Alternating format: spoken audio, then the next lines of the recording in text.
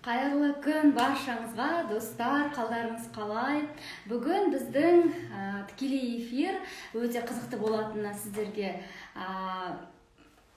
сөз беремін. Және де бүгінгі біздің тікелей эфирдің қонағы, жаңа лайв сұхбат бағдарламасының қонағы кезекті Бекзада ханым. Өте тамаша, өте позитивный, өте сондай пысық келіншек. Қазір біз ол кісімен қосылатын боламыз тікелей эфирге. Бүгінгі біздің тақырып өте қызықты болады деген ойдамын. Қызық сұрақтарды дайындап қойдым. Сіздердің тараптарыңыздан да сұрақтар күтетін боламын. Сұрақтарыңызды дайындап отырыңыздар. Бізге өздеріңіздің көңілдеріңізге қажетті сұрақтарды қоятын болсаңыздар, Бекзада ханым жауап беруге тырысатын болады. Ал біз Бекзада ханымды тікелей эфирге қосайық. Дәл 11-де қосатын болып келіскен болатынбыз. Қазіргі таңда Бекзада ханымды мен шақыратын боламын өзіміздің тікелей эфирге. Және де тікелей эфирдің қызықты өтетін асын бүгін сұрақтарды бомба сұрақтарды дайындап қойдым. Қазір Құдай қаласа сол сұрақтарды талқылайтын боламыз, сырласатын боламыз сол сұрақтардың айналасында, төңірегінде. Сондықтан бізбен бірге болыңыздар. Қазір Бекзада ханым қосылып жатыр. Сіздер көріп тұрсыздар ма? Жазыңыздар. Бекзада ханым шығып қалса, шықты деп, присоединился. Ожидание дейді. Қазір күте тұратынбыз. Тікелей эфирді асыға күтем өзім. Себебі әр келген қонағымыз ерекше, әр келген қонағымыз мен үшін өте маңызды.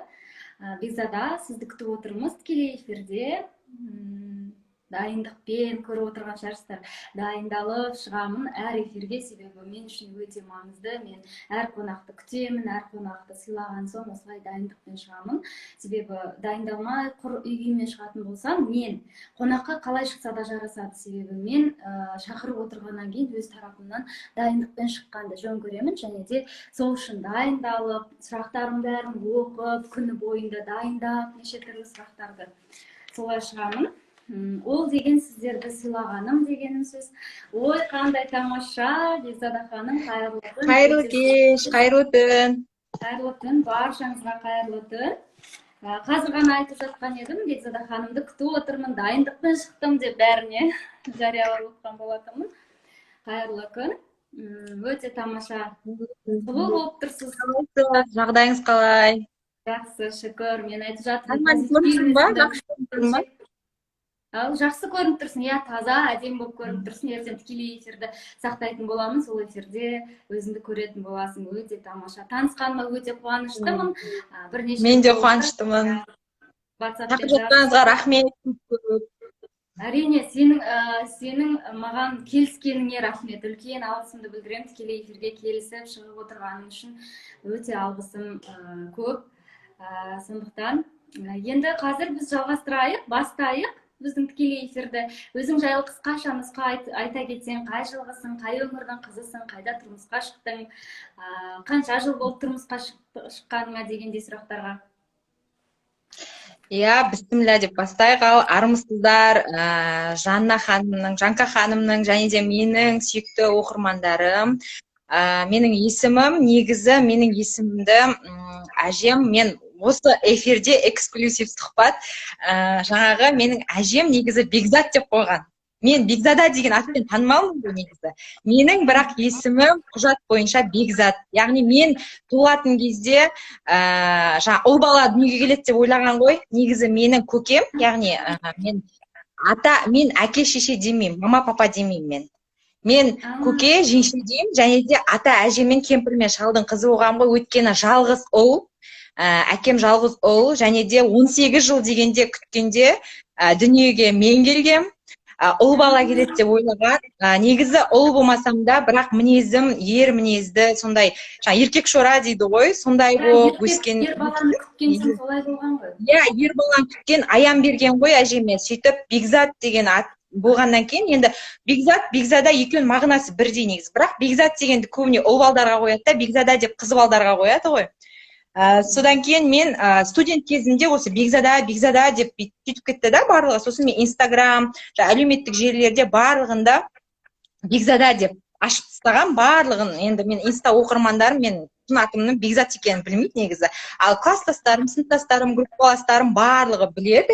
Кейбіреуі Бека дейді, жаңағы ұл балдарға айтқан сияқты, о, Бека деп кілең ұлдармен дос болғам, кішкентайымнан ше, сондай ерке бір енді әулеттің де күткен иә, ұл сияқты жаңағыдай ерке қыз болғам ғой негізі. Содан кейін Бека деп кішкентай кезінде жаңағындай төбеде жүріп, ұл балдармен ойнап, Бека деп кеткен. Ал бірақ қазіргі таңда көбісі Бекзада дейді, достарымыз да бар, жаңағы жолдастарымыздың келіншектері барлығы Бекзада деп танып кетті. Мен 1995 жылы 17 желтоқсанда тәуелсіздік күнде дүниеге келдім. Иә, мен дүниеге келген кезде қар жауып, жапалақтап, ауа райы күшті болған негізі. Мінезім де күшті болғасын шығар деп қояды. Және де қыздар дүниеге келеді ғой.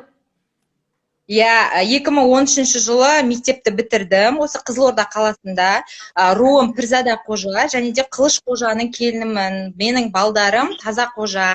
2013 жылы ұбт-дан жоғары балл алып, Астана қаласы, енді қазіргі Нұрсұлтан, біздің кезімізде Астана түгін. Сол жаққа Еуразия ұлттық университеті, филология факультеті, қазақ тілі мен әдебиеті мамандығы бойынша грант иегері атандым. Негізі мамандығым мұғалім, қазақ тілі мен әдебиеті пәнінің мұғалімі. 2017 жылы бітірдім. 2016 жылы өзімнің жаңағындай Қылыш қожа еліне келін атандым. Өзімнің жігітіме, қазіргі жолдасыма келін атандым. 2017 жылы тұңғыш ұлым дүниеге келді. 2018 жылы қызым дүниеге келді. Яғни қазіргі таңда екі баланың анасымын. Қылыш қожаның келінімін. Енді болашақта қожаға шығуын, ұлың Таза қожаны алуын сен міндет қыласың ба? Жоқ, міндет қылмаймын.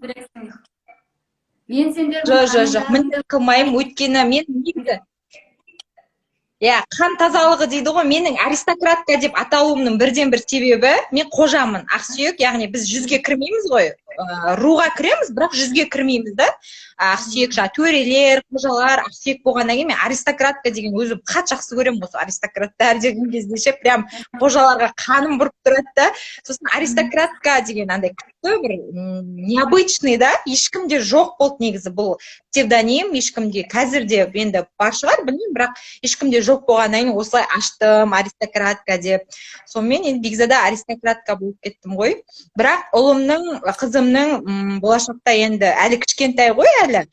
Ұлым 3 жарымда, қызым 2 жарымда. Бірақ болашақта мен талап етпеймін. Бірақ мен күйеуім негізі өзі қожаның қызын алам деген. Өйткені ол Қылыш қожа әулетінде, яғни менің қайын жұртымда тек біздің жолдасымның атасы мен әжесі ғана Таза қожа болып үйленген екен да, одан кейінгі адамдар біз ешқандай қызы қожаға шықпаған, ешқандай ұлы қожадан алмаған.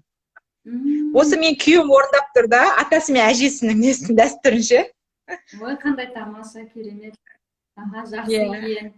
Жақсы, әрине деген үлгі ғой, үлгі өздерінің араларында үлгі. Енді мен басқа рудың келіні, басқа ру болған соң өзім ол жақты білмеймін ғой, бізге белгі сен айтып отырсың, қазір ол өте тамаша, барлығы біле жүрер деп ойлаймын. Үлгі тұтсын, сендей жанұя көп болсын, сендей қыз көп болсын, яғни өзінің қанын бұзбай, өзінің руына шыққан, өте тамаша.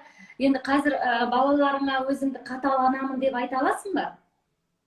Жоқ, қатал ана емеспін. Енді мен негізі ата-ананың жаңағы бала мәселесіне келген кезде біреуі ғана қатал болғанын дұрыс деп ойлаймын.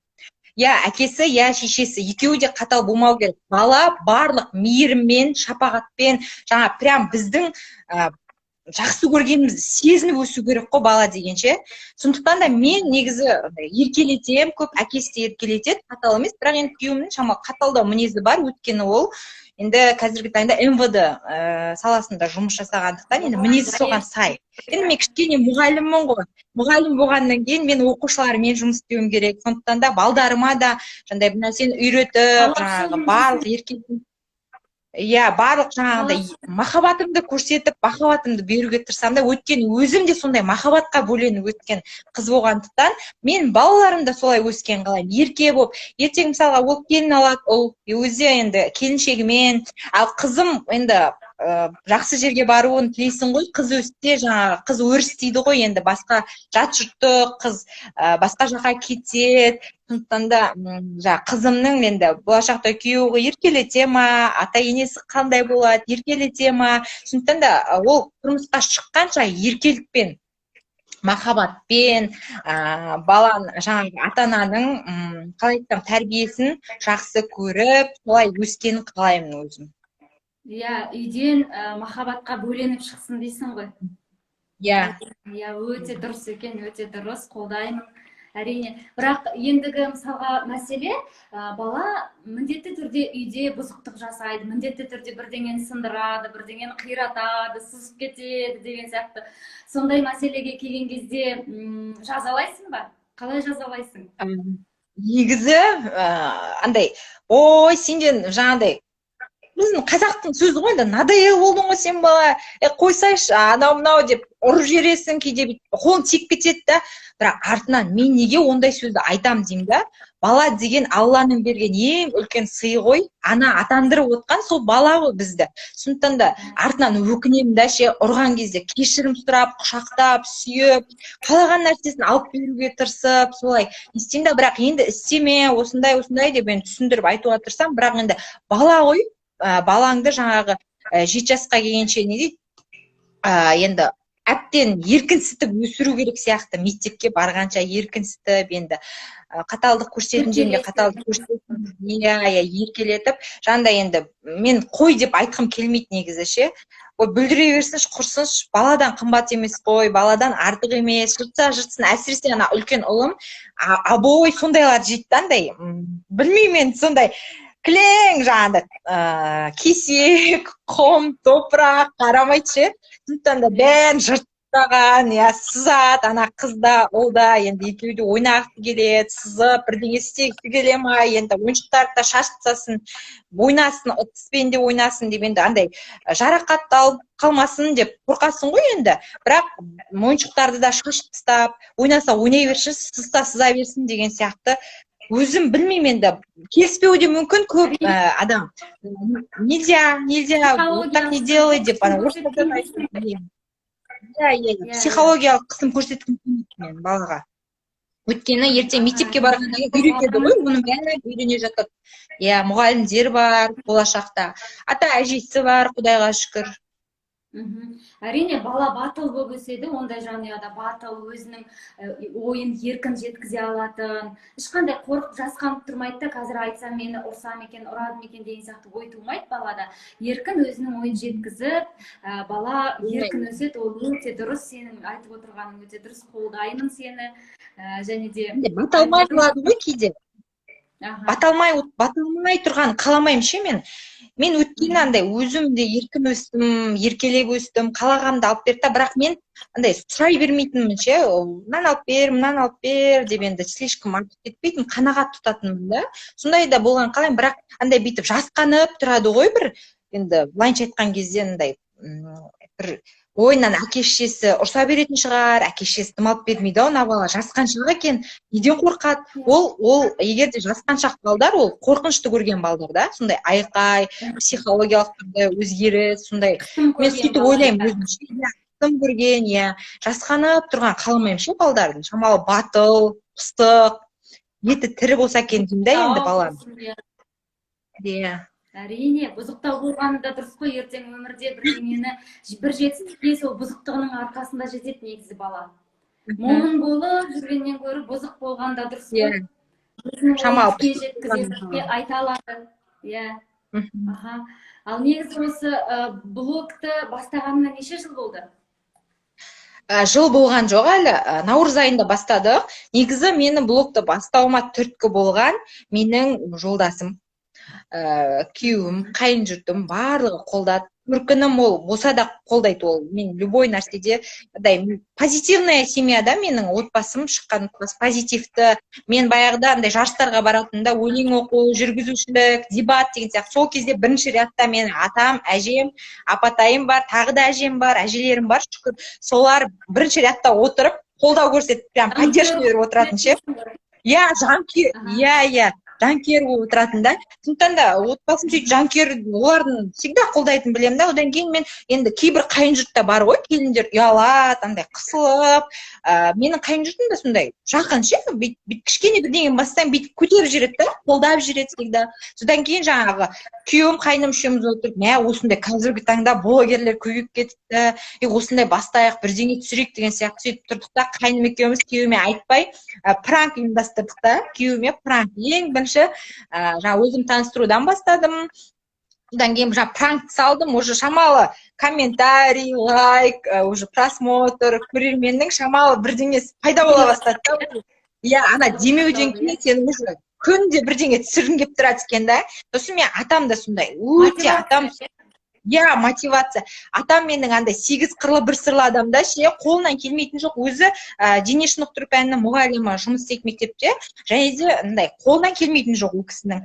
Сол кісінің пайдасы өте көп болды, өйткені ол идея тастап күшті да. Мен күйеуім де негізі, менің күйеуім публикаға жақын емес. Бірақ андай идеяны айту содан күшті да, ше. Осы істесе деп мен түсіріп жүремін. Ең бірінші жасаған пранкқа негативті комментарийлар да болды. Ол кезде қайным екеуміз түннің ортасында күйеуім келіп шаршап ұйықтап қалған. Біз аяғына қағазды қоямыз да, ана өртеймін ғой мен. Қағазды өртеймін. Енді отпен ойнама деп жатады ғой. Бірақ шамаландай опаснылау, бірақ рискованный жаңағындай болды, сондай пранк болды. Сөйтіп аяғын өртеген кезде ей деп аттыр, жастықты лақтырып жібереді ғой, боқтай жаздайды ғой, енді ер адам болғаннан кейін деген кезде қашамын ғой мен.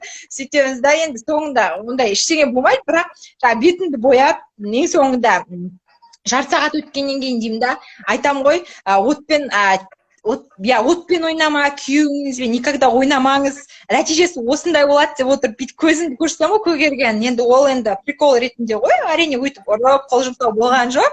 Содан кейін уже ол да маған пранк ұйымдастырды, одан кейін давай семейный түсейік деп ше, сөйтіп күшті, күнде уже идея келіп отырады да ше, содан кейін түсе бастадық солай. Содан кейін жаңағы біздің бір видеомыз өте, жаңағы айтпақшы пранкқа негативті комментарийлар да көп болды, неге отпен ойнайсың, еще қасында қызым ұйықтап жатқан ғой менің. Өртеніп кетсе не істейсің, аяғы осындай ісін асырға шауып кетсе не істейсің деп. Енді оның бәрін ұйымдастырдық, жаңағыдай барынша өйтіп қатерге бас тікпеуге, сөйтіп барлығын ұйымдастырдық. Қайным видеоға түсіріп тұрды бәрін. Қайным 97-ші жылғы, 2 жасқана кіші болғаннан кейін бәріне ол да түсіріп, сондай көмектесуге жақын да. Менеджерім болып сөйтіп жүрген басында. Ассистенттердің көп дейсің ғой. Иә, көп бәрі. Енемдер тұрып, түнде күліп, сен бірдеңе деп. Кейбіреу мысалы ұрысып тастауы мүмкін, олар жоқ.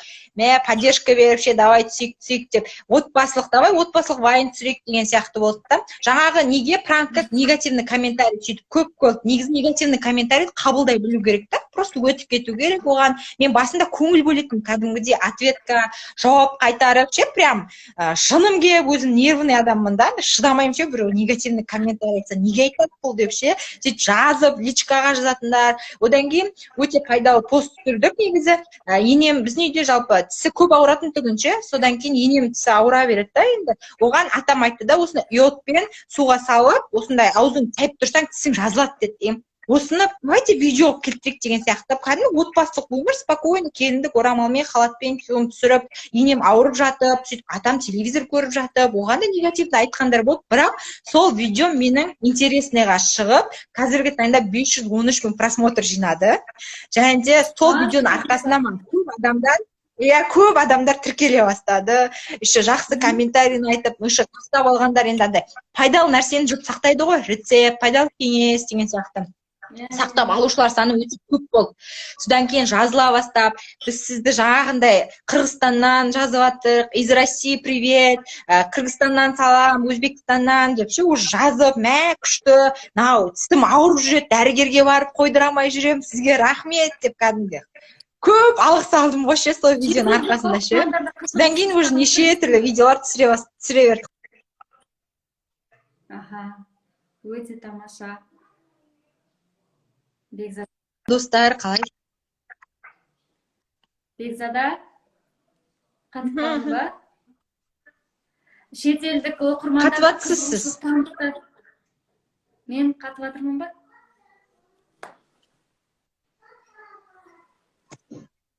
Бекзада, жақсы ма? Тікелей эфир? Достар, мен қатып жатырмын ба сіздерге? Жоқ, менде қатып тұрған жоқсың. Бекзада, мен сені естіп тұрмын. Енді жақсы болды, я. Аха. Бекзада, енді жолдасыңмен қалай таныстың? Жолдасыңмен танысқаннан кейін несімен сені баурап алды? Менен қате болып жатыр ма? Кім қатып жатыр? Білмедім.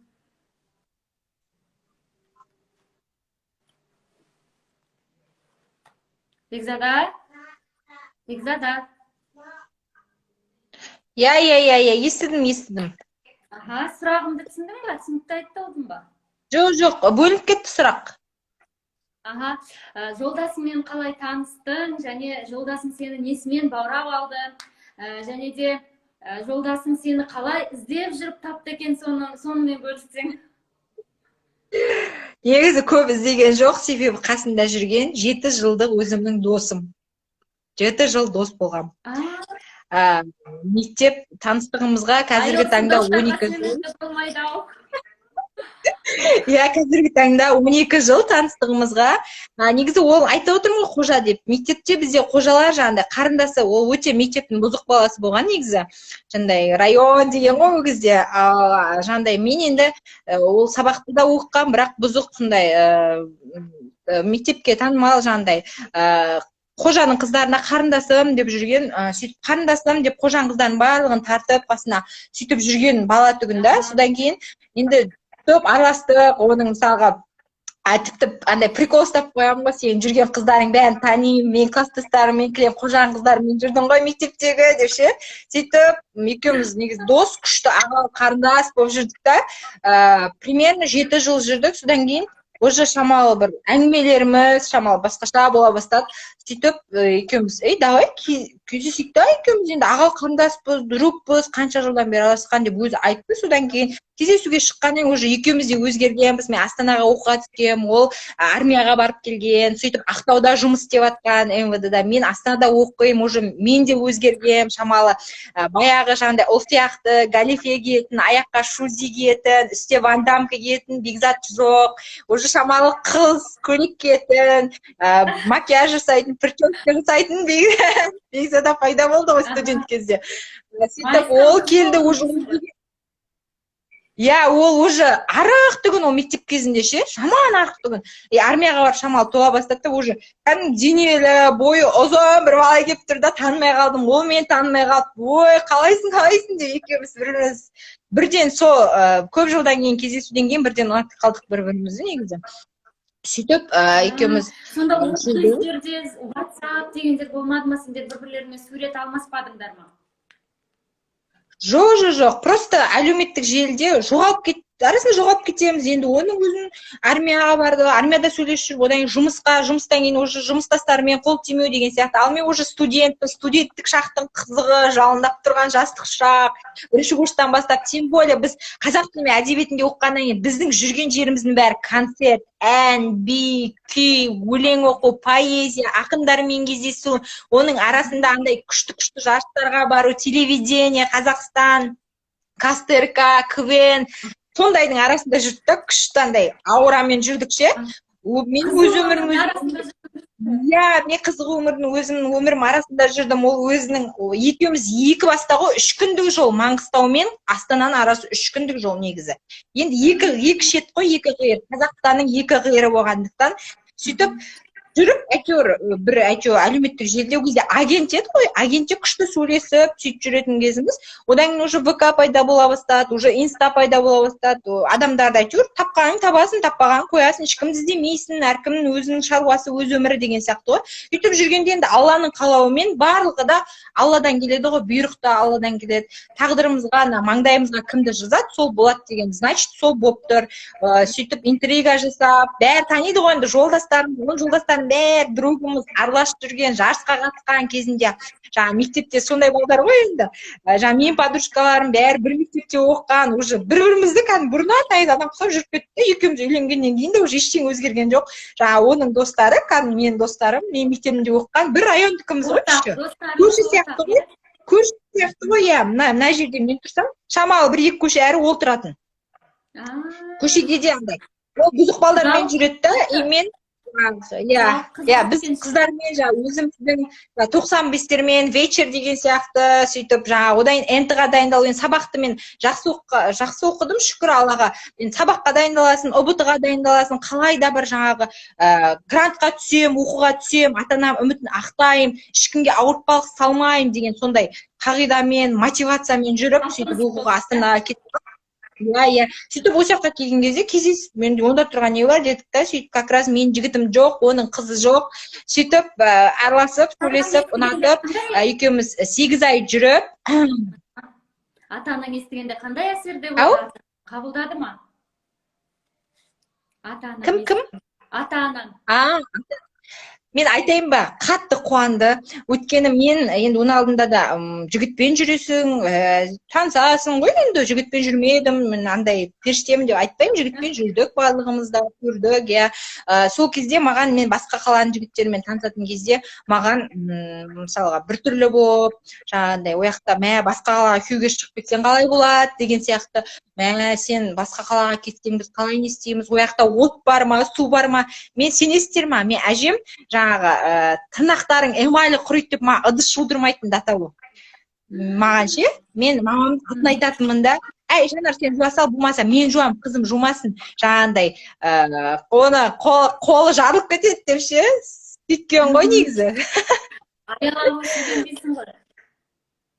Иә, сөйтіп жүріп, жаңағы, енді айттым ғой енді, мен кездесуге шығып жатқан кезде, сөйтіп маған жаңа Арнұр деген осы сияқтың жігіті біздің мектепте оқыған, осы жерде тұрады, ата-анасы осылай, сөйтіп соған баратыр. Десе, ой, бара ғой деп, қуанып, сонымен кездесіп, жүргенмен қатты қуанды.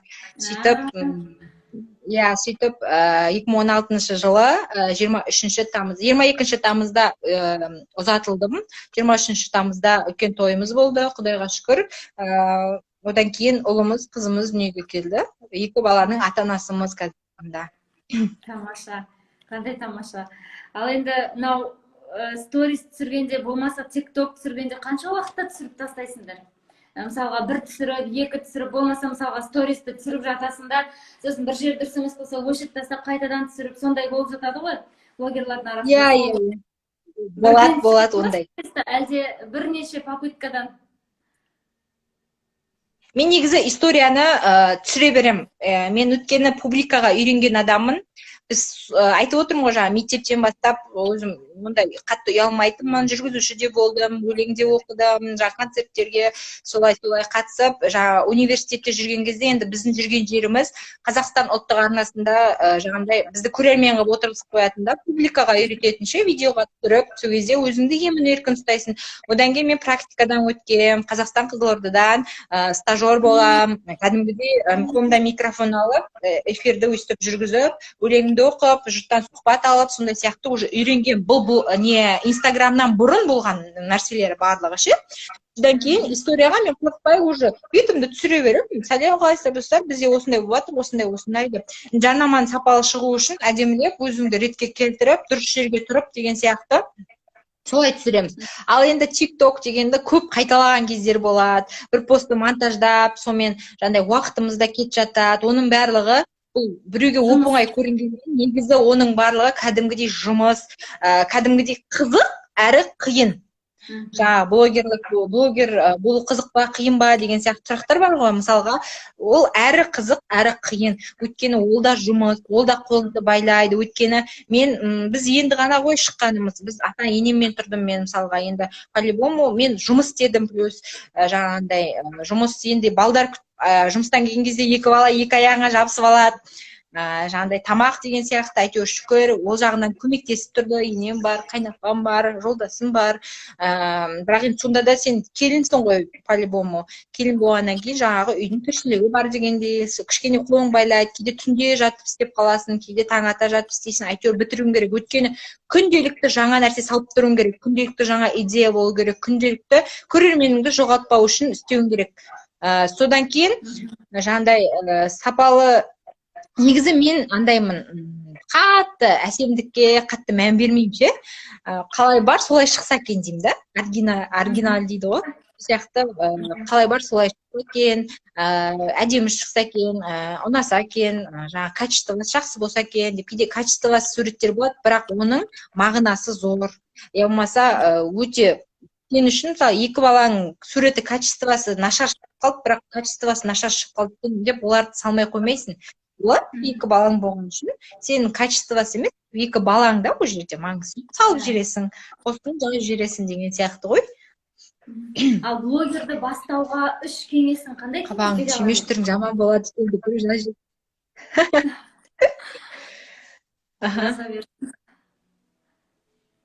Жарайды, түймеймін, күліп отырам. Блогерлікті бастауға 3 кеңес, қандай кеңес берер едің? Жаңа блогер қыздар бар, ұлдар бар. Не істеу керек, не істеулері? Болашақ. Енді болашақ, маған негізі кішкентай қыздар көп жазатын, бұрында жазады. Мен негізі өзімнің подружкаларым, сыныптастарым қазір таңда жазатындар бар. Мен блогты бастайын деп едім, қалай бастасам болады, қай жағынан бастасам болады деп. Мен всегда көмектесуге дайынмын, ақысыз. Қазіргі таңда оның өзі ақылы ғой, кәдімгі жұрттар ақылы курс өткізіп өтеді ғой. Бірақ мен сұраған кезде всегда поддержка жасап, көмектесіп, давай сөйтсей деп, енді гифке қатысу керек болса, енді ақшасын мен төлемеймін, осындай ақылы нәрсе бар деген сияқты жол сілтеп жіберемін да просто. Ал ол үшін адамның бойында ең бірінші қорқынышты жеңе білу керек. Қорқыныш, үрей деген болмау керек, ұялмау керек. Айтып жатады ғой қазақта, ұялмаған әнші болады деп. Сол сияқты ұялмаған блогер болады. Ұялмау керек қой, ұятсыз болу керек. Ұятсыз болу керек деп па. Шынайы болу керек, сосын жаңағыдай өтірік істеп, өтірік мимика, эмоцияны өтірік көрсетіп, олай керек емес. Кейбіреуі жылап халықты өзіне тартады, кейбіреуі өтірік күлу деген сияқты, ондай өтірікке жоламау керек жалпы. Және де еңбекқор болу керек. Негізі мен өзім еңбекқор адам емеспін ше, жалқау болған басымда андай ұйқыны жақсы көрем ше. Бала кезімде сондаймын. Ұйқы десе ше жанымды берем, балдар даже ойнап жатса да өзім ертең пысық екенің көрініп тұр. Жалқаулыққа жатпайды-ау. Жоқ, мен пысық емеспін, сөзбен пысық шығармын, бірақ мен іспен негізі өзім пысық емеспін. Шынымды айтайын. Енді пысық болмасам, интернетте былай өзіңе оқырманды баурап алмас едің деп ойлаймын мен. Енді ол сенің өзіңнің ғой, мен өзім. Негізі, бір нәрсе айтайын ба, Жанка ханым, негізі, бұл менің емес, мен жолдасым, мотивация күшті да, итер жүреді ше. Ұрсат кәдімгідей, сен не жатсың жалқауланып, ұйықтай бермей түсірсе ана блогыңды, ертең көрерменің кетіп қалады, оқырманың азайып кетеді, қалай оқырман жинайсың мына түріңмен, еріншек болма деген сияқты күшті мотивация. Мен сіздерге осы жерде бір нәрсе айтып кетейін ба? Мен соның арқасында негізі сынық бар ғой, қол, аяқ, менің жұрт білмейтін қасиетімді айтайын, мен сондай салам. Аяқ, қол, шыққан жер деген сияқты. Ол негізі менің жаңағы осы үйдің келіні, енді мен анам деп айтпаймын бұл кісіні. Менің бауырларымның анасы, мен шал мен кемпірдің қызымын ғой. Бауырларым анасы, бауырларым нағашы әжесі. Ол нағашы әжем маған барған кезде құдаша келді дейтін, немерем деп айтпайтын ше, өйткені ренжиді дейді да ше. Құда мен құдағидың қызы ғой бұл жаңағы. Мен күйеу балам қарындасы деп ше, мені как қайын сіңілісі деп ше сөйтіп көреді да. Сол кісі сынықшы негізі. Мүмкін содан да берілген шығар, сол кісіден де қасиет берілген шығар деп ойлаймын. Және де укол сала алмайтынымен мен қаннан қорқамын жалпы ше, медицинаға жақын емеспін да. Сол үшін түспедім мен медицинаға ше, мен подругаларым түсті, құрбыларым. Сөйтеді да жаңағындай, қашанғы ертең отырамыз, екі балаға да ертең укол салу керек, сол кезде біреуді шақырып отырамыз ба, давай өзің сал. ауырып жатырмын, укол салшы маған деп ше, мен мен қаяқтан саламын, мен қолымнан келмейді, білмеймін деп сөйтіп уколды да салып кеттім, например, күйеуім арқасында. Жүре бәрін үйреніп жатырмын жолдасым арқасында десе. Иә, дұрыс айтасың. Біздің әншілерден кімді тыңдайсың және қандай жанрдағы әндер ұнайды өзіңе? Көп тыңдайтын әндерің қандай? Мен негізі қазіргі той өлеңдері бар ғой, той әндері қатты жақсы көремін, өзім билегенді прям жақсы көремін ше, билеп энергиям шығады. Даже ата енем үйде отқан кезде ана өзіміздің бөлмеде ғой, есік жауып қойғанда екі баламмен секіріп билеймін, олар прямой эфирден көріп қояды, ой билеп болдың ба деп. Сосын бұл түнімен өлең айтады дейді, мен негізі дауысым жоқ, бірақ балдарымна айтамын ғой, мен балдарым үшін дауысым менің алтын ғой деп ше, ана тербететін кезде өлең бақырып айтамын, ұялмаймын, өзіммен өзімді алсам ұялмаймын, ал біреудің сөйлеп айта алмаймын да. Сөйтіп ата енем бой бұл әнші биші түнімен билейді, бұның комнатасында дискотека, концерт деп ше. Содан жаңағы Төреғали бұрын Қайрат Нұртас тыңдайтынмын, енді қазір ондай қатты тыңдамаймын, бірақ Төреғали, Әбдіжаппар, Нұрболат Абдуллин, Қуандық Рахым, Роза Әлқожа деген сол кісілердің өлеңдерін жақсы көремін және тыңдаймын. Сосын Райым мен Артур, жастардан қазіргі таңда Райым мен Артурдың өлеңдерін барлығын тыңдаймын. Өйткені пост дайындаған кезде өлеңдері күшті келеді ше постқа. Солардың жаңағы өлеңдерін соткамде солардың өлеңдері основной. Ал босанған кезіңдегі қызықтар мен қиындықтарды есіңе түсірсең? Ой, жылаймын деп па? Келіп отырып жылаймын десе. Негізі өте енді әйел адамның өміріндегі бір қатты бір ерекше сезім ғой, енді өзіңіз де білесіз, бастан кешірген, барша жаңа құрсақ көтерген, және де бала босанған әйелдердің бәрі біледі, және де ол бақытты мен барлығына да тілеймін, ана бақыты. Өмірде ең бірінші әйел бақыты, ана бақыты, сосын Алла тағаланың екі дүние бақыты ғой, негізі нәсіп етсін деп тілейтініміз. Сондықтан да мен аяғым ауыр болған кезде, біз ана УЗИге барған кезде ең бірінші ұл болады. Бізде ол кезде енді осыдан 4,5 жыл 4 жыл бұрын ғой, ол кезде жаңағыдай шарикпен жару, қыз ұл екенін анықтау, торт кесу деген жоқ, ондай кейін шықты олар ше. Пати деп атады ғой. Ондай жоқ, мен қазір қызығып жүрмін да сондайға. Гендер пати ма қалай еді? Иә, гендер пати ғой. Иә. Сол қазір енді ойлап қоямын, үшіншісін көтерсем сондай жасаймын ғой деп ше. Бірақ біріншісінде болған жоқта, УЗИден прямо жолдасым екеуміз шықтық та, ол деген кезде секіріп, андай қуанып, звондаймыз, жаңағыдай төркініме звондаймын, ол өзінің үйіне звондайды, жаңа қайынжұртыма, мен өзім үйіме звондаймын, сөйтемін де, жаңа ол екен деп бәрі қуанады ғой. Еще менің қайынжұртым ұлды қатты жақсы көреді негізі ше. Шынымды айтайын деп ұлды қатты жақсы көреді, енді бөлмеу керек қой, енді бөлмейді, бірақ ұл қатты жақсы көретін, әсіресе енем. Өйткені мен күйеуім 3 ұл, 1 қыз. Қайнапам да ұл сияқты өскен да, жалғыз қайнапам бар, қайнағам бар және қайным бар. Ал мен өзім 5 ағайындымын, бағана айтпай кетіппін, айтпақшы. 5 ағайындымын, менен кейінгі 2 інім және 2 сіңілім бар. Ой, қазаказу, мамам қазаказу істетті. Құдайға шүкір, жаңағы қайным мен туған інім екеуі 1 айда үйленді. Қайнапа атандым, еще абысын атандым. Келіндер сәлем салып жатыр, шүкір Аллаға, дәрежеміз өсіп жатыр дегенде. Сонымен жаңағы одан кейін босанатын уақыт жақындады, енді қорқыныш, ешкім айтпайды, бірақ өткені қатты қорқып қалады деп айтпайды екен ғой, толғақтың қиындығын. Жалпы өте қиын болды, жаңағы өмірімдегі қиын кезеңдердің бірі болды деп ойлаймын, бірақ ұмытып кеттім. Шынымен де ұмытшақтық ауру деген рас екен негізі. Ұмытып кеттім да, бірақ біріншісін босанған кезде мен ұлым өлі туды. Мен ол туралы пост жазғам. Мүлдем жылаған жоқ. Мен 14 сағат толғаттым. Менде су жоқ, ештеңе болған жоқ. 14 сағат толғаттым. Мені деген 3 гинеколог. Су жоқ, мүлдем су жоқ. Су кеткен де жоқ, су жоқ, құрғақ. Содан жаңағы мені деген 3 гинеколог бар, 3-4 акушер бар, 10 адам палатада жүріп босандырды, сенесіз ба? Сол кездегі Алланың енді ол да сынағы болды, негізі қатты сынағы болды. Қанша аптада босандың? Ровно уақытында босандым. 39 аптада 4 келі 200 салмағы. крупный вес. Мен де жолдасым да енді мынандай адам емеспіз. Сондықтан шүкір. Бойы да 56 сантиметр, бойы да ұзын болды. Ұл баланы дүниеге әкелдім, бірақ тым дауысы шықпайды, өте қиналып, талып қала жаздап, сондай жаңа өзімнің айтып отырмын ғой, жаңа үйдегі осы үйдегі Жанка, ол кісіні Жанка деймін. Мен бауырларым анасын Жанка деймін да, Жанкабай деймін, осы үйдің келінше, жаңа атам әжем келінін Жанкабай деймін, Жанка. Сол кірді, сол кезде ананың қадірін түсіндім, өте қатты түсіндім да.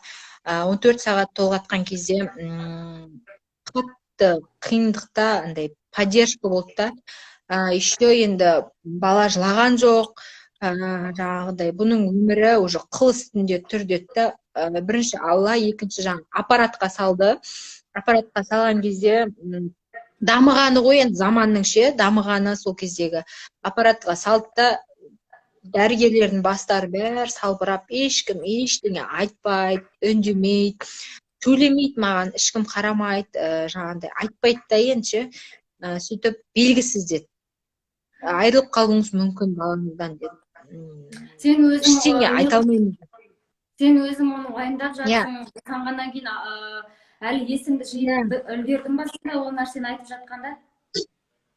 Иә, есім жидым, бәрін білем, мен тірі ма деп төбеме қараймын ғой, жаңағы Жанкаға айтам, тірі ма айтсай десем, ол құлақ қапты, есін танып қапты, оказывается. Ол кісіше партнер болып кірді ғой енді, бірінші болғаннан кейін партнерға сен кір дедім. Ол негізді сіңілдері, ол 5 ағайынды, 5 қыз, 4 сіңілісі бар, 4 сіңілісінің екеуінің балдарында осы кіргенше мықты болған, поддержка күшті. Ал мен енді шымши бергем ғой, қыса бергем да, прям жанын бәрін шығарғам. Күшті поддержка болып, қасымда партнер, күшті партнер болды. Сөйтіп ол кісі де танып қалған, сөйтіп баланы вакуумге салып қойды. Вакуумге салған кезде уже маған тұруға болмайды деді, 2 сағат жату керек деді. Инвалидный коляскаға отырғызды. Бірден сөйтіп, бірінші балаңа барасың ба деді, көр деді, бірақ ештеңе айта алмаймыз, ештеңе, бір Алланың ғана қолында, тіпті біздің де қолымызда емес, бір Алланың қолында деді. Сөйтіп мені апарды, сөйтсем шекесі торсықтай ірі, кәдімгі анау болашақ батыр дүниеге келген сияқты жатыр вакуумде. Көзінен жастар шықпаған, көзін ашпаған, вообще өліп туған ғой, енді басы қысылған, сөйтіп тірі өлік болып жатыр да. Бір өмірі аяғы ана өмірде, бір аяғы мына өмірде. Сөйтіп барған кезде таман жылады мен ше. Жоқ, аппаратпен ғана демалып тұр. Аппаратпен ғана демалып тұр. Жүрегі бүйтіп соққан ғой, бүйтіп туған кезде анау слабый ше, өте төмен слабый болған. Сөйтіп палатаға, мен палатада 8 әйел жатады, 8 әйел. Бәрінің қастарында бөпелері бар. Ойлашы, бәрінің қасында бөпелері бар, емізіп жатыр. Мен түнімен жыладым ғой, түнімен ұйықтаған жоқпын. Бәрі күтіп отқан ғой енді. Босанғанымды күтіп отқан ғой бәрі, сөйтіп не құттықтарын білмейді, не айтарларын білмейді ғой маған ше. Сөйтіп бәрі жақсы болады деп, бәрі поддержкасын беріп жатыр ғой, бірақ сонда да андай қорқыныш болды да. Ол да енді өмірге келген жан ғой, 9 ай, 9 күн құрсақта көтеріп, жаңа токсикозда болдым, мысалға жерік болған жоқпын қатты, бірақ токсикоз болдым, мысалға ішіңде көтеріп, жан бітіріп, жаңағыдай жүрегі соғып бәрі болған. Енді өмірде келгенін қалайсың ғой, өмір сүргенін қалайсың. Сөйтіп мен өлең шығарған, сөйтіп балама арнап, прямо өлеңмен жеткізгем. Сөйтіп Алланың құдіретімен бірінші баланың өмірге деген құлшынысының арқасында бала аман қалды ғой. Бала көзін ашты, аппаратты демалды. Қанша күннен кейін? Қазір айтам, мен где-то так 3 күн ана аппаратпен жатты. Одан кейін маған айтты, короче, полный аппараттан кейін только ауызға ғана қоямыз деді да. Бірақ сен балаң уже ауызға уже қуана бер, ол баланың несі мықты екен, уже өмір сүргісі келіп тұр бала деп ше. Бала бірінші Алланың арқасы, сөйтіп баланың өмірге деген құлшынысының арқасында сөйтіп 3 күннен кейін жоқ, сенің жұмалау дұғаңның да арқасы деп ойлаймын мен. Сен енді иә, бәрі дұға жасап жатыр, намаз оқиды әжем, әжем намаз оқиды, бәрі дұғада, бәрі жалынып, туған туыс, қайын жұртым күшті поддержка беріп, күшті қолдау көрсетіп, бәрі сөйтіп жатыр ғой. Енді сөйтіп бала бірақ асып кетті ше, ана жерде жатам деп ше. Сөйтіп 1 аптадан кейін, 2 аптадан кейін, 1,5 аптадан кейін қасыма берді. Слабый ғой, бірақ ембейді ше, слаб, өте әлсіз, енді ембейді, асып кеткен. Бірінші туған кездегі бала жоқ ше, кішкентай болып қалған ғой, асып кеткен. Содан кейін енді әйтеуір 1 ай дегенде ішінде аман-есен. негізі 1 аптаның ішінде менде үлкен қызым солай вакуумде жатты, 2 аптадай жатты менің қызым да, недоношенный болған. Бірақ сол сен енді 1 аптаның ішінде, 2 аптаның ішінде бала қандай тамақтанды? Сен өзің барып кәдімгідей сцеживать етіп беріп отырдың ба өзіңнің сүтіңнен? Иә, сөйтіп беріп бутылкаға не істеп, бірақ мынандай ғана, енді анау уже деген жаңа туғаннан кейін сүт келіп тұрады ғой, бірақ оның бәрі керек емес дейді, затем бүйтіп тастаймыз дейді, кішкентай ғана сүт керек, кішкентай ғана өстіп, міне осындай шамалы шприцпен берді ғой, шприцпен берді. Артық болмайды. Көп бермей ма, неліктен? Спорт алмайды деді, көтере алмайды деді. Оған бұл аппаратпен қоректеніп жатыр. Аппаратпен қоректенгеннен кейін кішкентайдан бастаймыз деді. Енді сабақты ине сәтімен дейді ғой, сондықтан да барлығы потихонечку жаңағы сатымен, жаймендеп, баспалдақпен барлығы болды. Қасыма да алдым, аман есінде ишемия деді, жүрегінде тесік деді, докторларға бардық, поликлиникаға бардық, учетқа тұрғызды. 1 жылдан кейін жүректе тесік жоқ, басында ишемия жоқ, бала кәдімгідей шалып кетті ғой. Шүкір Аллаға. Жақсы. Тамаша, шүкір Аллаға. Қазір атасы мен әжесінің баласы собственный, өзім сияқты. Мен жолым қудыма деп қоям. Ол да атасы мен әжесінің баласы, ойнап, күліп, тик-ток түсіріп жүр қазір. Ой, қандай тамаша. Ол жігіт енді қазір бұзық па? Өте бұзық. Ерке. Жаңағы. Қалай айтсам екен? Енді оңайлықпен босандың ба? Иә, қызым шүкір оңай болды. Маяқта эффект қойсам не бұзылып кете ма? Эффект қойсаң, YouTube арнасына барған кезде бұлдырлап кетесің. Иә, жаңа жақсы көрініп тұр ғой, эфир? Иә, күшті болып тұр, аха. Негізі енді эфир жақсы көрініп тұр ма осылай жанна? Иә, әдем болып тұр. Иә, әдем болып тұрсың, күшті. Екінші қызым қайнапама ұқсайды. Өзі қайнапам кірді, солардан айнымайды, қатты ұқсайды, екеуі де сол жаққа ұқсайды. Сөйтіп ана приколста айтып қоямын, ана ұлымның жүрісі, фигурасы, мінезі бәрі атама ұқсайды да бәрі құда келе жатыр деп мен 4 күні мазақ қылады ғой. Сол атам айтамын ғой, папа маған не премия бересіз ба, Оскар сыйлығын деп ше, сізден айтпай-ақ түкерім ғой деп ше. Иә, ұқсатып туғаннан кейін әрине сені алақанында ұстайтын шығар енді.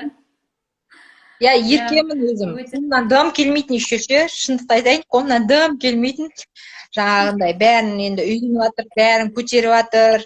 Өйткені тұрмысқа шығаратын кезде де әжем айтты, атам да айтты, өте ерке болып өскен қыз, барлығын үйретесіздер, дым істетпегенбіз. Ақсаусақ, жаңағыдай ерке қыз, енді алып кетеді деп, бірақ 4 жылда шүкір бәрін үйрендім. Тамақтың барлығын жасай алам деп айта алам. Ой, қандай күшті.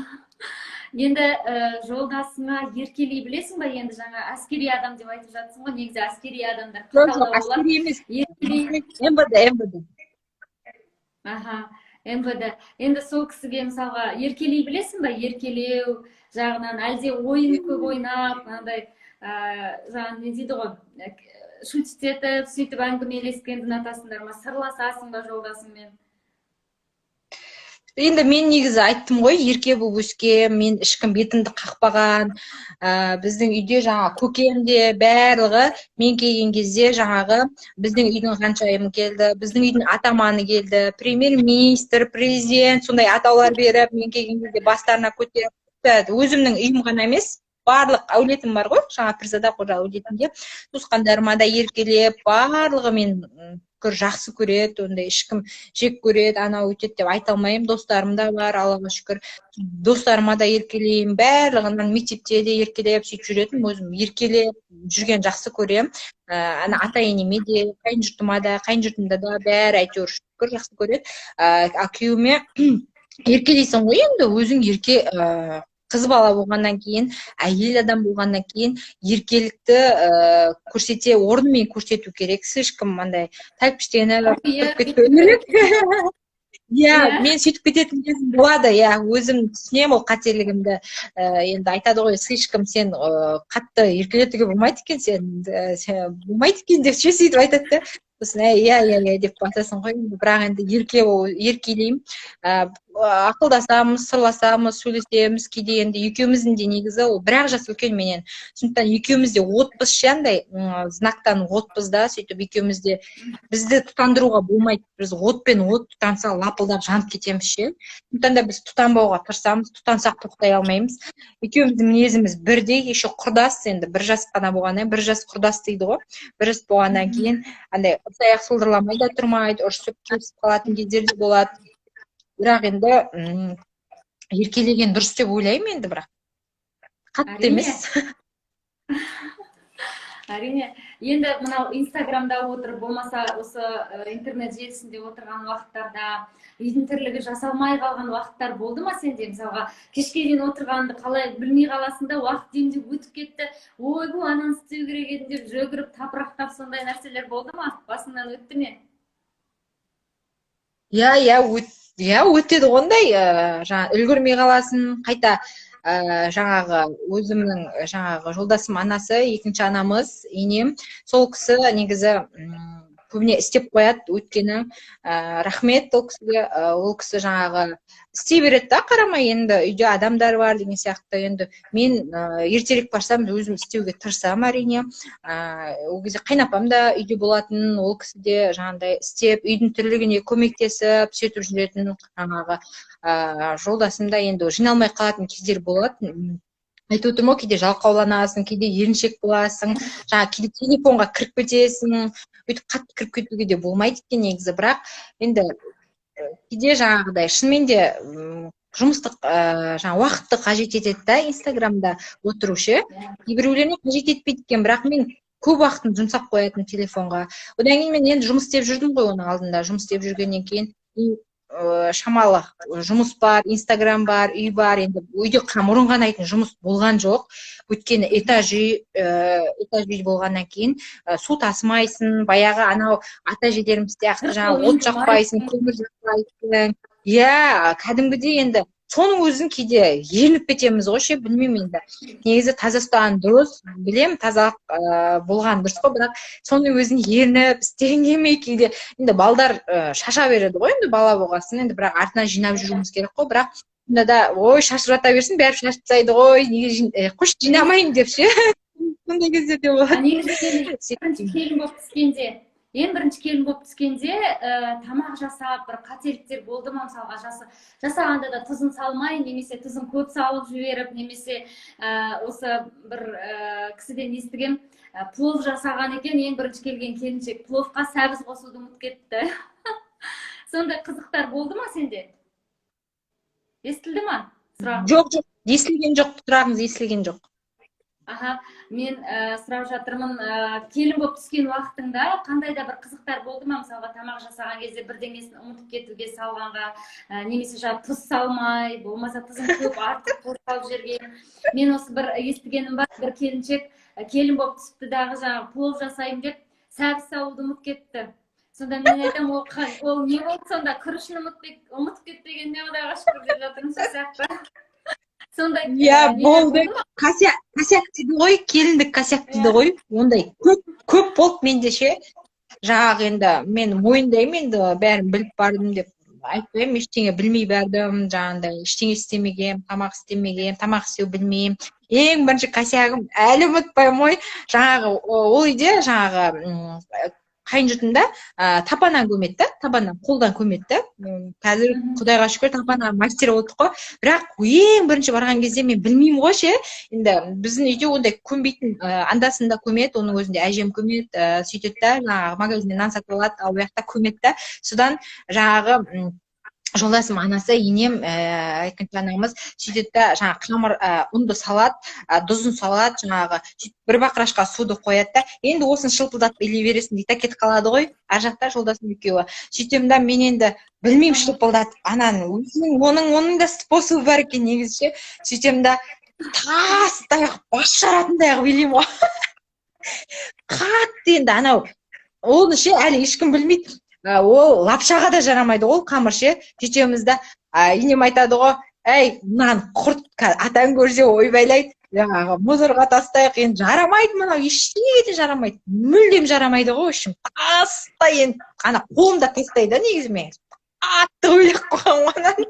Сөйтіп жолдасыммен прикол ұстайды ғой маған, өләй деп ше.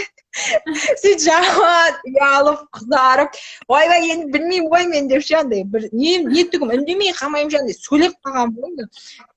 Бірдеңе десе бірдеңе деп сондай жаман қасиетім бар да. Десем мә деп сөйтіп қалатын қасиетім бар түгін, енді ол үшін де ұяламын дедім. Сөйтіп одан кейін бір ойынға айналдырып жібердің ғой, иә? Ұялмай, жаңағыдай, енді ойынға айналдырып жібердің ғой, иә? Көрмеген ғой оны деп. Жаңағыдай ұялмай деймін да, тірлігіңе ұялмай, просто жаңағыдай ойынға айналдырып жібердің ба деймін да. Күлкілі етіп та, мысалға мен енді жасап көрген жоқпын ғой оны деп айттым ғой деп жатырмын да. Иә, жоқ енді тамақ каша болған кездерде болды, жаңағы палауға күтіп, палауды істеген жақсы көретін негізі, студент кезімде істеп бастадым. Сөйтіп студент кезімде менің палауымды бәрі жақсы көреді. Сосын макулюбе істейміз, достықта үйреткен макулюбе деген ше, иранский тамақ қой, дәу тамаққа сондай істеген жақсы көретін. Сол істеген кезде сол тамақтың дәмі қандай екен?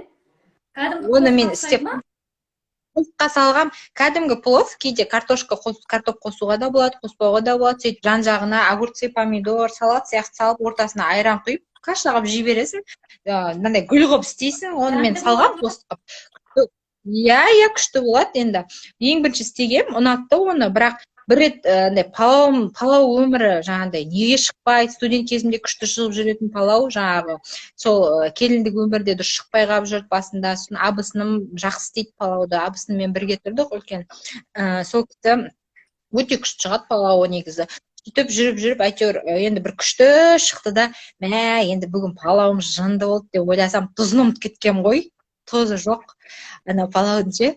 Сөйтем да жаңағы қайнатам жаңағындай приправа салып жейді ғой, сол приправа салып ұрып отыр да, сонымен білмейді енді, сөйтеді да байқап қояды ғой, енді біреу байқап қояды, сөйтіп тұзы жоқ қой десе, атап айтады, ой ля мен приправамен ұрып отырмын, тұзын бар жоғын сезе қалыппын ғой деп ше. Сондай да болған. Енді жаңағы көп болды енді, бәрін бірақ түсінді, оған жақсы көзқараспен қарады, білмегенді үйретті. Иә, түсіністікпен қарап, барлығын ештеңе етпейді, енді келесі жолы жақсы болады деген сияқты. Сөйтіп барлығын енді үйрендім деп ойлаймын. Енді 4 жылдан асты. Тәттін де, пиццаны да, тамақты да шүкір барлығын пісіре аламын. Енді кейде дұрыс болмай шығатын кездер болады ғой, бірақ енді бәрін пісірем деген ойдамын, ниеттемін. Негізі мынау бір сұрақ туындап тұр менде. Кафе, ресторан, торговый центр, солардың мысалға бір кешкісін сені жолдасын шақырды, осындай біреуін таңда, біреуіне барайық деген секілді. Сонда қайсысын таңдар едің? Немесе жаңағы түнгі қаланы аралайық деген секілді. Сондай уақытта нені таңдар едің? Негізі андай, біз машинамен, көлікпен жүріп үйреніп қалғанбыз ғой. Сонымен жаяу жүрген онша не істемеймін, ұнамайды, бір жаяу жүріп, аяғын шаршап, шалдығып қалған кейде ұнатпаймын ше. Бірақ өзім спортпен, мектеп кезінде спортпен айналысқам негізі. Спорттық жарыстарға қатысқам, футболға қатысқам, жүгіруге де қатысқам, бірақ енді бүйтіп қатты жаяу жүруді жақсы көремін деп айта алмаймын.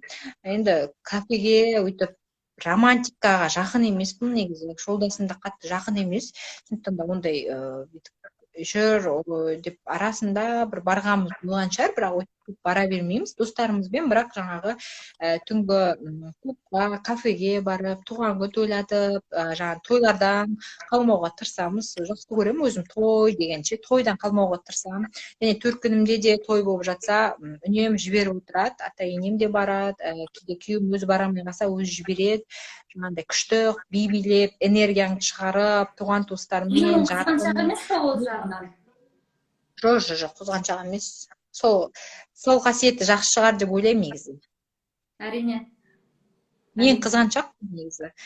Бірақ ол қазір бала болғаннан кейін, енді бала деп не істейміз ғой, содан кейін ондай қызғаншақты қатты қасиет жоқ.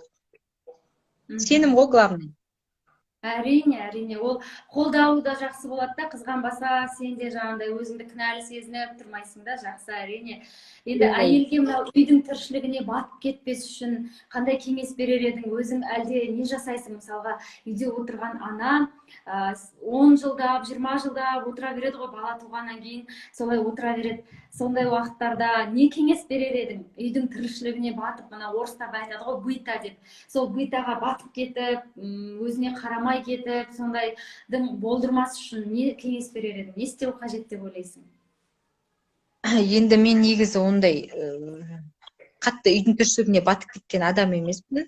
Басынан өткермегеннен кейін қатты айта да алмаймын, бірақ енді көрдік, өзіміздің отбасындағы жаңағы аналарымыз, әжеміз, олар көрді, олардың көргенін жаңағыдай айтып отырады ғой, енді естиміз, білеміз, бірақ ол кісілер жаңағындай өз-өздеріне қарауды тоқтатпаған. Мысалы, менің үйімдегілер де, жолдасым үйіндегілер де барлығы кәдімгі қарапайым, сосын современный жаңағыдай сәнмен, модымен киініп, өз-өздеріне қарап, макияж жасап, жаңағы әдемі киініп, орамал тақса әдемі орамалдарын тағып, әдемі жүруге тырысады, үйдің ішінде болсын әдемі жүруге тырысады, екі жақта да. Сондықтан да бізге де сөйтіп айтып отырады, жаңағындай өз-өздеріне қарап жүріңдер, күйеулерің қасында әдемі болып жүріңдер, жаңағындай қатты әбіржіп, қалай болса солай салпиып, киінбей, жаңағындай аккуратно болады ғой, халат болса да аккуратно киініп, орамалды да аккуратно солай тағып, шамалы тазалық сақтап деген сияқты солай жүруге ұсыныс білдіреді. Сондықтан да кейбір ауылдың келіншектері бар ғой, енді ондай жоқ емес, қазіргі таңда бар, естіп те көріп те жүрміз. Ауылдың күйбең тіршілігінен жаңағыдай ондайды көрген жоқпын, өзім ауылда өспегесін, ауылға келін болып түспегесін, ондайды көрген жоқпын, бірақ енді білеміз, естиміз. Сондықтан да ол келіншектерде кейбіреулері, көбісі өзгергендері бар, жаңағыдай өз-өздеріне қарап, мысалға ескі киімді тастап, жаңа киімге ұмтылып, өз-өздерін жаңағы ғаламтор арқылы дамытып, осындай мысалға, бұл да Инстаграмда бір серік қой. Жаңалықтарды біліп отырасың, көптеген өзіңді көрсетіп отырасың, дос табасың, таныс табасың, пікір алмасу деген өте жақсы нәрсе. Мен дебатер болғам, мектепте, универде жүрген кезде дебатер болғам, пікірсайысқа көп қатысқам. Сондықтан да пікір алмасу деген ең керек нәрсе, яғни керегін аласың, керек емесін тастайсың. Сен білетін дүниеңді басқамен бөлісесің, басқан дүниесін өзіңе аласың деген сияқты ғой. Дебатта деген көп деген жаңағыдай біліммен негізі нәрленесің. Сондықтан да білімді де тастамау керек. Жаңағыдай ізденіс, талпыныс, құлшыныс, оқу деген сияқты оны да алып жүру керек. Мен кейде ойлаймын, мамандық таңдауда қателеспеу керек дейді. Ойлаймын, бірақ кейде басқа мамандық иесі болсам, қандай мамандық таңдар едім, может, анандайда оқуым керек еді деп, әлі де кеш емес қой негізі. Енді болашақта жоспарда бар оқу деген. Бірақ енді сонда да қазіргі таңда бизнестің де заманы болды. Бір нәрсені ойлап тауып, бар нәрсені алып, соны просто іске асыру, жүзеге асыру керек. сондықтан да енді темадан да шамалы ауытқып жатыр, ана темаға шығып деген сияқты жалғасы ғой енді. Сондықтан да әйелдер қауымына айтарым, өз-өздеріңізге қарап жүріңіздер, әдемі болып жүріңіздер, құлпырып, күліп, ойнап, жарқын. Қазіргі таңда негізі қабақ түймеу керек екен шынымен де. Кішкентай нәрсеге болсын ұспай, таласпай, қабақ түймей, емен жарқын, күліп, жарқын жүзді болсаң, адамдар да саған сондай қарым-қатынас жасайды. Сондай ответ қайтарады деген сияқты. Ал енді өзіңнің қазір киім образың қандай, және де өзің өзгерткің келетін бе еді образыңды өзіңнің? Қазір енді әртүрлі образдар көп қой, в основном енді қазір свободный стиль ғой. Негізі енді қазір қайным тұрады ғой қолда, шаңырақта дейміз ғой енді, ата үйіне қайным тұрады келінмен. Негізі ол үйге барған кезде, және қайын жұртыма ауылға барған кезде ол орамал тағу міндетті. Халат киіп, орамал тағып, ол да әдемілік қой, былайынша келіндік сән. Ал былайынша енді жұмыс істегеннен кейін де, содан кейін жаңағы ата-енем сөйлемейді, кафе болсын, бір жаққа бірге тойға барсақ та, кәдімгідей прическа жасап, көйлек киіп, жаңағы төркінге келсек, болмаса жаңағы қайын жұртымыз даже кафеде өзімізде той жасадық қайын жұртымызбен. Сол кезде де мысалға прическа жасап, әдемі көйлек киіп, әдемі макияж жасап, боянуға ешқандай қарсылық білдірген емес. Сол жағынан да жақсы қуанамын. Және де сыртқа шыққан кезде, жұмысқа баратын кезде де, үйге келген кезде орамалын тағып алатынбыз. Сыртқа шыққан кезде енді орамалсыз жүре беруге болады. Енді қатып қалған қағида емес қой, қайын жұртта, әсіресе ең алдында сол үйде, шаңырақта орамал тағу міндетті. Сәлем салу, орамал тағу, сәлем салу міндетті ғой. Ал былайынша өмірдегі студент уақытында ашық киімдер киіп көріп, ашық киімдер киіп көріп пе студент уақытында? Стиль дегеніңіз, мен негізі спортивный киімдерді бәрін жақсы көретін, бірақ қазір мен арнайы бір мынандай стильде киінемін деп айта алмаймын. Қазір баяғыда қысқа кидім, бірақ қатты ашық шашық киіне алмайтынмын. Мен қысқа кидім, бірақ қазір қысқа кие алмайсың, өйткені сен анасың. Екі баланың анасын, қатты қысқа кие алмайсың. Жабық киінуге тырысасың, ұзын жең, ұзын көйлек деген сияқты. Енді ол да бір тәрбие деп ойлаймын. Ашық-шашық киінуге қарсымын. Шетелге шығып көрдің ба? Әрине. Жоқ, шетелге шығып көрген жоқпын. Ең бірінші Жоқ, шетелге шығып болсаң, ең бірінші қай жаққа шығатын едің? Қай жақты таңдар едің? Түркия. Турция. Түркия бәрімізге арман көрсе шетелге. Шетелге шығып көрген жоқпын. Мен ба, енді Алланың бергені болады ғой. Алланың бергені болады, бірақ көп балалы ана атанғым келеді. Өзім де, күйеуім де, 4 ағайынды күйеуім, өзім 5 ағайынды болғандықтан, сол 4-5 баланың ата-анасы атанғым келеді. Бүгін өте бір сұхбат керемет өтіп жатыр. Саған соңғы предпоследний сұрақтардың бірін қояйын. Жас келіндерге деген өзіңнің бір кеңесің, қандай кеңес бере аладың? Бір 3 основной кеңес керек. Басты 3 қандай кеңес берер едің? Блогерлерге ма, келіндерге ма? Келіндерге. Келіндерге ма? Енді біздің аса бір тәжірибеміз, опытымыз жоқ, бірақ еститініміз жаңа аналарымыздан. Қазірде енді қатты енді жас емес болғандықтан, 4 жылдан асқан, ол да әйтеуір бір уақыт қой, 4 жыл дегенде уақыт, қатты жас емеспіз. 25 жасқа толам, осы жаңа желтоқсан айында 25-ке келеміз. Сондықтан да енді өмірден 4 жылдың ішінде түйгенім, негізі ең бірінші қарсы сөйлемеу керек. Үлкенге қарсы шықпай, құптап, енді үлкендеріміз арамызда қашанғы жүреді, например, олардың жаңағы разылығын алып, ризашылығын алып, батасын алсақ, сол деп ойлаймын. Өйткені мен бір нәрсе айтқан жоқпын, өмірде ең үлкен қорқынышым жаңа ата-әжемнен, ата-анамнан, ертең өмірден өтсе қалай өмір сүреміз деген сияқты нәрсе болды да. Бірақ өмір болғаннан кейін бәрі болады екен. Атам дүниеден өтті жаз айында. Сол кезде ең күйзеліске түстім, стресс болдым. Бірақ сол кезде ойладым да, мен артық сөздер, қатты сөздер, жаңағы айтпауым керек еді деген сияқты бір өкініш болды. Енді айтады ғой, өкінбе, өкпелеме өткеніңе, жаңағы мәңгі сені жазбаған сүрінуге, қайта тұрып қақың бар жүгіруге деп ше, өмір жазбаған сүрінуге деген сияқты. Жаңағы Мұқағалидың өлеңі бар ғой, шыдай түр тағы. Сондықтан да шыдамдылық ең басты қасиет, шыдамдылық болу керек адамда. Жаңағы өткен іске өкінбеу керек, бірақ сонда да сол өткен ісіңнен жаңағы бір нәрсені алып, жаңағы нәтиже шығару керек деп ойлаймын енді.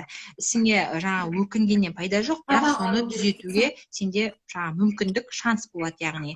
Сондықтан да артық сөз айтпай ата-анамызға, ата әжемізге, жаңағы енді қайын жұртымды ата енем дейсің ғой, енді ата ене ғой, бірақ ол да ата-анамыз, екінші ата-анамыз. Сенің күйеуіңді, балаларыңның әкесін, ата-анасын, яғни сенің күйеуіңді дүниеге әкелген екінші ата-ана.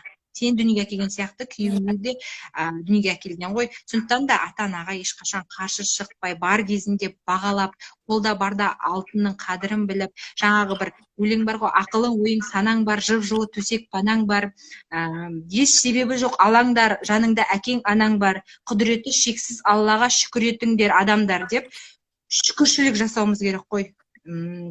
Жаңа сосын уақыт, мысалға уақыт емші деп жатамыз көп нәрсеге, бірақ уақыт төреші екен.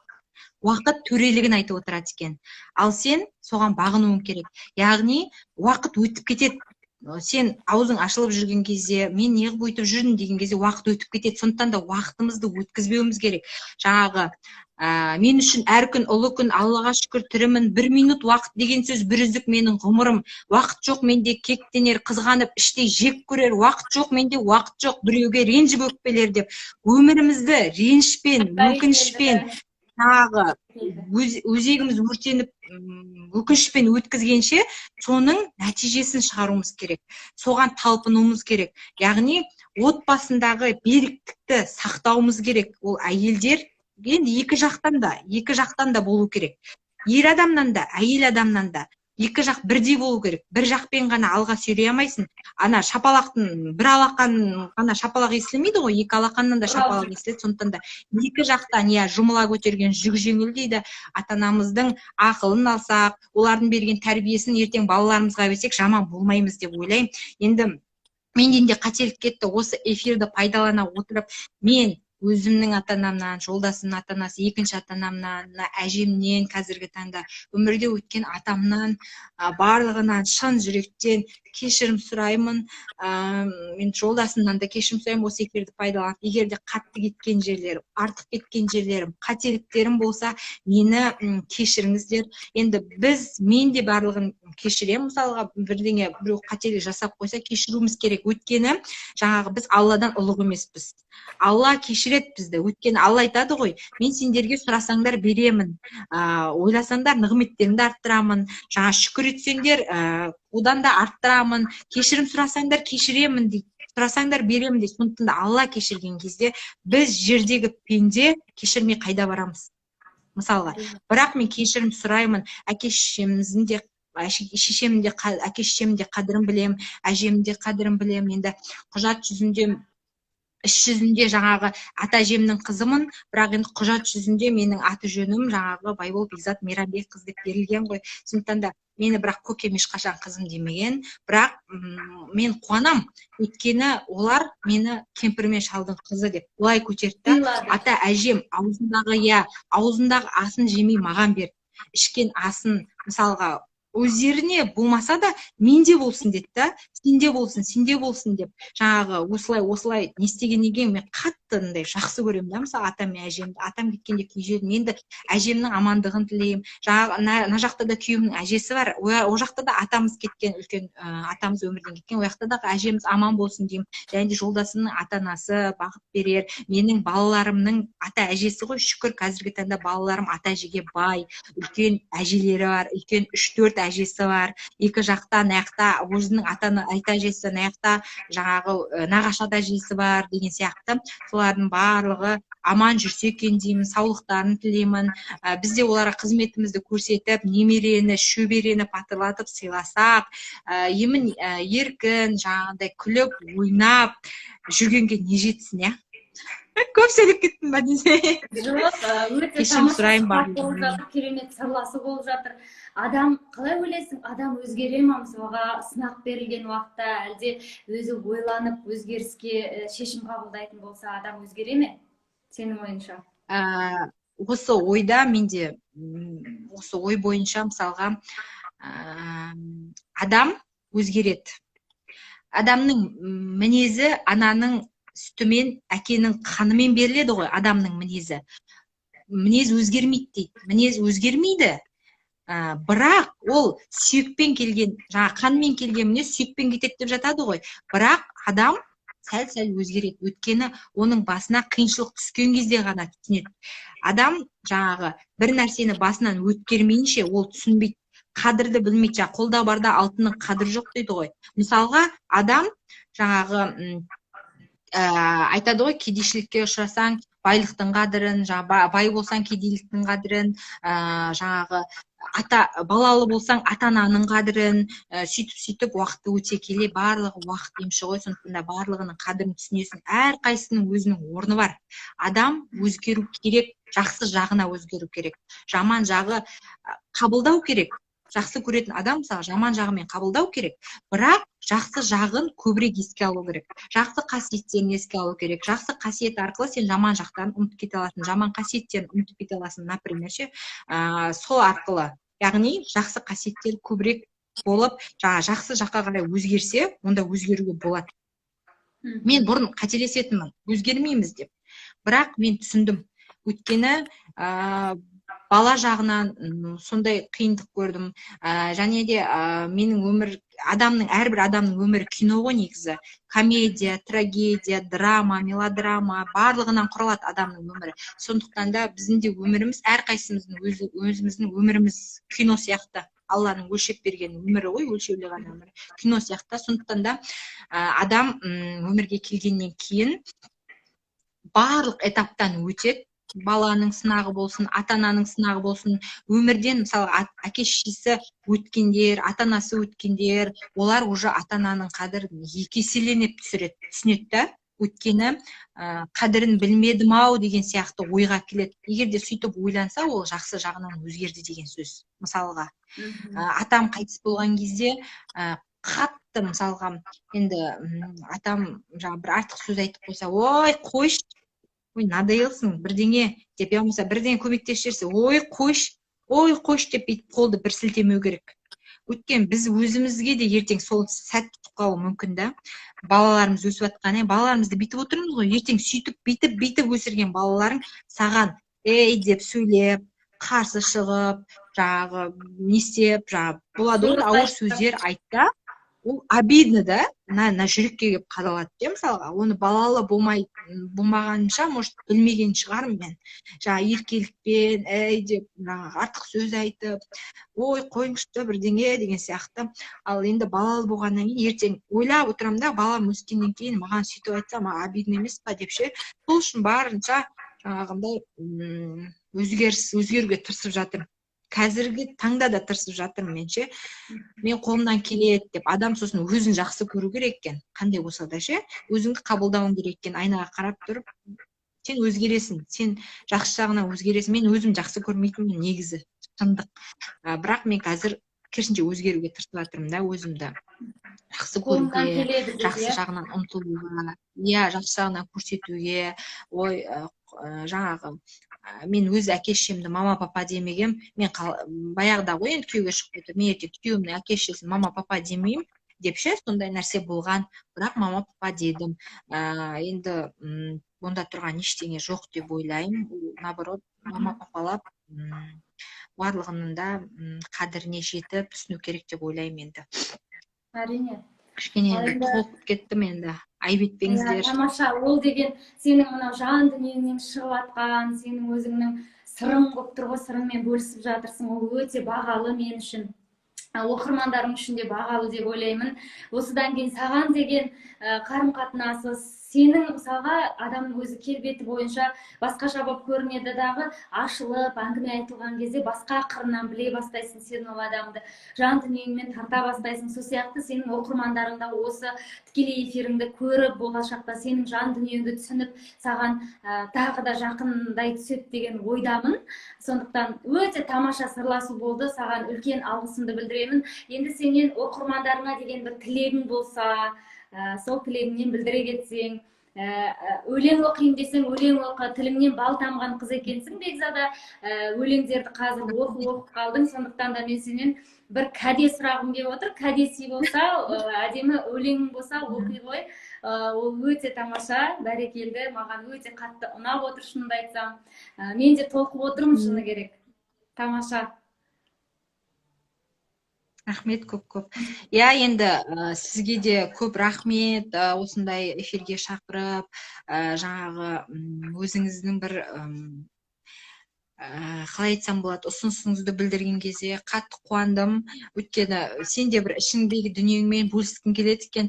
Жаңағы баяғыда звездалардан бүйтіп сұхбат ала береді ғой. Мә, өйстіп бізден де бір сұхбат алатын адам болса, мен деген ішімдегі бар толқынысты айтатын ем, ешкімге айта алмаған сырымды осылай айтсам деп сөйтіп ойлайтынмын да. Бүгін бір жеңілдеп қалған сияқты болдым. Ең бірінші жаңағы өзімнің бірінші, енді Аллаға шүкір, одан кейін жаңа атамның, өзіміздің жаңа жолдасым атасыны, өзімнің атамның, енді мен оны әке деген, негізі ол туралы көп посттар салдым. Сол кезде барлығы енді әкем деп салған болатынмын. Өйткені ол кісі менің әкем болды. Жаңағы айтып отырмын ғой, жалғыз ұл болғаннан кейін, 18 жылдан кейін мен шыр етіп дүниеге келгеннен кейін, мені бүйтіп өсіргеннен кейін, енді әкем демей кім деймін. Мысалға бәйтерегіміз болды, әулетіміздің үлкені ақсақалы болды, барлығына ортасына сыйлы болды. Сол кісілердің жатқан жерлері жайлы болсын, иманды болсын. Мысалға бұл жерде енді дүниеден өткен адамдарға да айтып кеткім келеді. Дүниеден өткен адамдар болса, жатқан жерлері жайлы болсын, кейінгі ұрпақтарына берсін дейміз ғой, көрер қызықтарын. Кейінгі үлкендеріміз аман болсын, қазыналарымыз. Мынаяқта жаңағы жолдасымда әжесі бар, үлкен, ол кісінің жасын берсін, жолын берсін, көп балалы ана. Өзімнің әжем, жаңағы менің әжем негізі емші, көптеген адамға исцеление жасаған кісі, ол кісілер. Өзім тағы да үлкен әжеміз бар, мынаяқта нағашы әжем бар, жаңағы менің бауырларымның нағашы әжесі, одан кейін өзімнің апатайым, барлығы үлкен кісілер, жалпы өзімнің қайын жұртым, ата енем, екінші ата анамыз, жолдасым атасы, барлығы аман болсын деймін. Ортамызда сол кісілер аман болсын, қазыналы қарттарымыз ғой енді, сол кісілердің бізге жолын берсін. Бізде жаңағы болашақ ата ана атанбаған көрермендеріме ата ана бақытын тілеймін, әйел бақытын тілеймін, ана бақытын, Алла тағалам екі дүние бақытын нәсіп етсін, сұрағандарыңызды берсін. Ең басты Аллаға шүкіршілігімізді тоқтатпайық. Сіздің көзі қырағы көрермендеріңіз көбейе берсін. Болашақта 500 мың, 1 миллион подписчигі барлар бар ғой енді. Және де күшті танымал блогерлер, звездалардан сұхбатыңызды көрейік бізде, жаңағы тамашалайық дегім келеді. Маған айттым ғой, жаңа сөйтіп сұхбаттаса екен деп ше. Сол күшті сұхбат болды деп ойлаймын. Сондықтан да сізге алғысым шексіз. Алланың нұры жаусын. Жолдасыма да рахмет айтамын. Құдай қаласа, енді екеуміз екі жақтамыз. Сол Астанада, Нұрсұлтан қаласында бұйыртса келеді осында.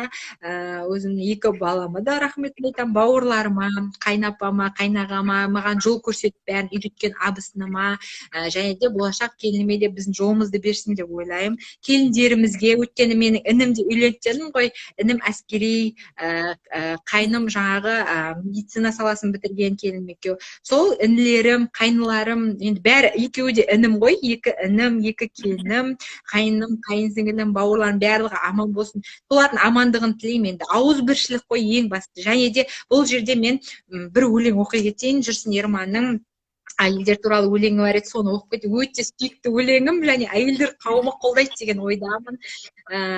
Қай жерде мейлі қай елде, әлемнің мәні әйелде. Мықтымын десең, оныңды әйелге барып дәлелде. Әйелсіз айтпан әнді мен, әйелмен дәмді әңгімен. Сүйкімді болсаң, шынымен әйелің сүйсін алдымен. Әйелден ыстық от бар ма, әйелдеп түстік көк барға. Қарғағың келсе біреуді әйелсіз етсін деп қарға. Болмасын әйел назалы, болмасын әйел жазалы. Кеудесін қаққан талайдың әйелден келген ажалы. әйелмен құның өлшенер, құдайдан кейін сол шебер, бақытты сен де болмайсың, әйелің сорлы болса егер, сырыңды соған ашасың, шөліңді содан басасың, адамның күні әйелмен, әйелдер мәңгі жасасын. Әйелдеріміз аман болсын. Және де бізді әйел қылатын ер азаматтарымыз аман болсын дегім келеді. Аумин, аумин. Өте тамаша, өте сүйкімдісің. Саған үлкен алғысымды білдіремін. Бүгінгі берген жылы сұхбатың үшін Бекзада үлкен алғысымды білдіремін. Саған рахметімді айтамын. Осындай барлық блогер келіншектер сен сияқты дайындықпен, сен сияқты бір сондай азаппен шықса, біздің тікелей эфиріміз күнде гүл жайнап, күнде осылай керемет өтетініне күмәнім жоқ. Күнде бомба болады деп жарнамалаймын, бірақ енді кішкене биязы келіншектер болады өзі, өздерінің мінездері сондай болған соң, өздері ұялшақтау болып, қазір енді осы уақытқа дейін менде тікелей эфир болды. Мысалға, тікелей эфирде сен сияқты шустрый, сен сияқты позитивный, сен сияқты адамның көңілін көтеріп тастайтын келіншек мінекей алғашқы өзіңсің. Сондықтан Бекзада саған үлкен алғысымды білдіремін, жанұялық бақыт тілеймін, аналық бақыт тілеймін саған. Ертеңгі күні ақ жаулықты әже атанып, балаларыңның арасында, балаларыңның рахатына бөленіп, қазір енді барлығынан кешірім сұрап, барлығына рахметіңді айтып жатырсың ғой. Сондықтан саған Алланың нұры жаусын, саған да сондай алғыс айтатын ұрпағың көп болсын, және де ұрпағың берекелді болсын, өсіп өнсін, көгерсін деген сияқты тілектер айта отыра, саған бүгінгі сұхбатың үшін үлкен алғысымды білдіремін. Үлкен рахмет саған. Алғысым шексіз. Сізге де көп рахмет. Мені блог әлеміне, инстаграм әлеміне әкелген сол ең бірінші жаңағы күйеуім, жолдасым, ол кісіге рахмет айтамын. Алла тағаланың разылығы үшін жақсы көремін. Және де барша тұрмысқа шықпаған жандарға тұрмысқа шығып, әйел бақытын, ана бақытын сезінсін деген ниеттемін. Ең бірінші маған Алланың үлкен берген сыйы сол екі балапаным деп білемін. Және де олардың өмір сүруіне, жақсы өмір сүруіне бар мүмкіндікті жасауға жаңағыда тырысамын, талпынамын. Және осы инстаграмды болашақта мен дамытқым келеді. Бұл әшейін ғана қарайтын дүнием емес. Кәдімгідей шынымен де сұхбатқа дайындалдым.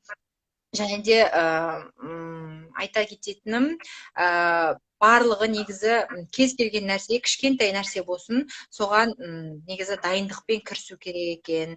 Сондықтан да менің позитивный екі отбасыма алғыс. Тағы да мені осы жерде эфирде мүмкін көріп отқан шығар, баршасына сәлем жолдаймын. Барлық туған туысымды, барлық төркінімді, қайын жұртымды барлығын жақсы көремін. Және де еліміз аман, жұртымыз тыныш болсын. Мына болып жатқан еліміздегі пандемиядан аман болайық, жойылып кетсін. Енді келе жатқан жаңа жыл тек қана жақсы, жағымды жаңалықтармен, жаңағы аурусыз өтетін жыл болсын, жақсы жыл болсын. Әрине. Жаңа жылды кіммен қарсы алайын деп отырсың? Қайда қарсы алайын деп отырсың? Қандай жоспарың бар жаңа жылға деген? Сұхбатымыз жалғасып кетті десеңші. Енді ол жағы әлі белгісіз болып тұр. Шыны керек, міне сізге айтайын, шыны керек. Таңда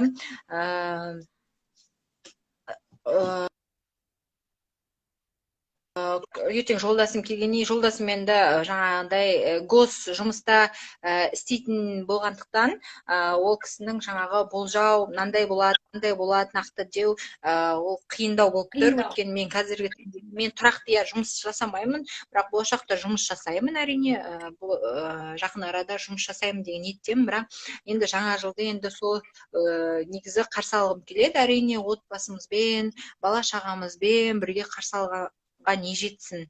Енді осы уақытқа дейін бірыңғай отбасымызбен қарсы алып келе жатырмыз ғой. Тұрмысқа шыққалы жаңағы екінші отбасыммен, жаңағы қайын жұртыммен қарсы алып келе жатырмын. Енді болашақта да сөйтіп қарсы алғымыз келеді, әрине. Өсіп өнген әулет, ол кісілерден Қылыш қожаның әулеті болғандықтан, ол кісілердің әулетінде қарсы алғым. Ол кісілердің әулеті менің әулетім ғой енді. Өйткені менің әулетім деп қабылдаймын. Өйткені менің балдарым ол кісілердің ұрпақтары, жаңағыдай бұл жақ нағашылары болады ғой. Сонда да өздерінің қаны қылыш қожалар, енді қазіргі таңда бәрібір өздерінің қаны сол кісілер, ата әжесі, бауырлары, балаларымның сол өзінің бауырларымен бірге жүргенін қалаймын, солардың ортасы екі баланың өскенін қалаймын. Құдай қаласа енді жаңа жылды көреміз, бұйыртқаны болады енді. Ештеңені болжай алмаймыз, бәрі бір Алланың қолында. Алла тағала қай жақта қарсы алуды нәсіп етсе, сол жақта қарсы аламыз. Негізі одан бұрын мен қатты туған күнімді күтіп жүрмін. 17 желтоқсан туған күнімді қатты күтіп жүрмін. Білмеймін не екенін, ерекше күтіп жүрмін. 25 жасқа толамын ғой, сондықтан да туған күнді қатты күтіп жүрмін. Білмеймін неге екенін ше. Өйтіп қатты күтпейтінмін, өйтіп әсірелеп. Жартылай.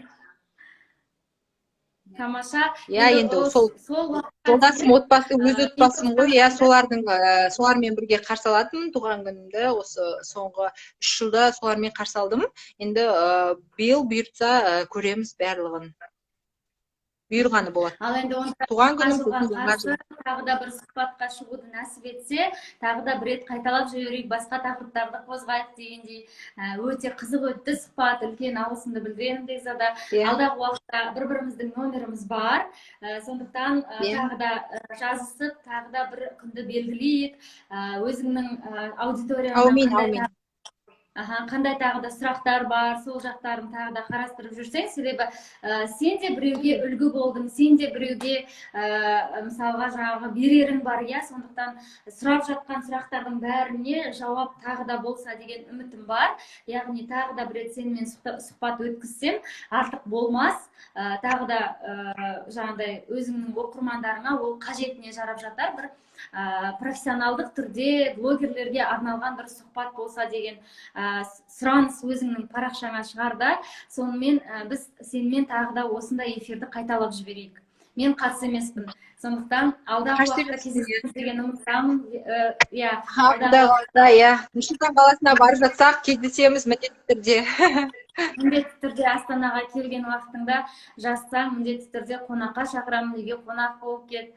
Араласып тұрайық дегендей. Сондықтан алдағы уақытта тағы да эфирде сені күтеміз, қуана күтеміз сені эфирде. Кездесеміз деген. Бұл енді алғашқы эфир болғандықтан жаңа қателіктер де кетуі мүмкін. Оны айтып кетпеске болмас. Жаңа егер қателікке кетіп жатса, барлығыңыздан кешірім сұраймын. Егер енді бірінші рет қобалжу бар, бірінші рет сұрақтарға жауап беру деген сияқты қателік жіберіп қойсам, айып етпеңіздер.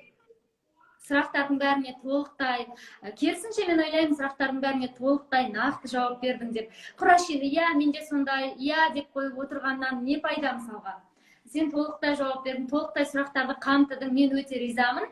Жүргізіп отқан мен болған соң күнделікті қонақтарымнан толықтай жауап алған мен үшін өте ұнамды. Себебі толықтай жауап болса, эфиріңде қызық болады, адамның бар болмысы ашылады, иә. Себебі сен скрытный болғаннан не пайда? Себебі сен интервью беріп отырсың, сұхбат беріп отқан соң, жан сырыңды ашып, бүкіл қандай екеніңді енді білдірту керексің де, мысалға толықтай ашып тастамасаң да, жартылай хотя бы жаңағы өзіңнің оқырмандарына қызық болу үшін неше түрлі сұрақтар келеді ғой, қызықсыздар ғой, мысалға сіздер оқырмандарға өте қызықсыздар, себебі күнделікті дайректке бірнеше мың хат келіп түседі.